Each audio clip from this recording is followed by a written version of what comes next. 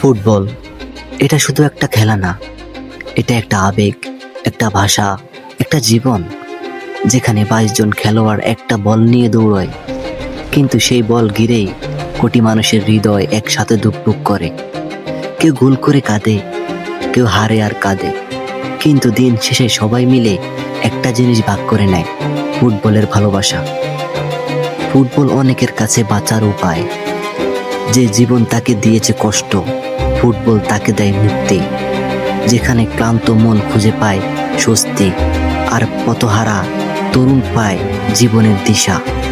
যে সময়টা নষ্ট হয়ে যেত মদের বোতল বা খারাপ পথে, সেই সময়টা আজ কাটে মাঠে ঘাম জড়িয়ে। ফুটবল শুধু শরীর না, মনকেও গড়তে শেখায়।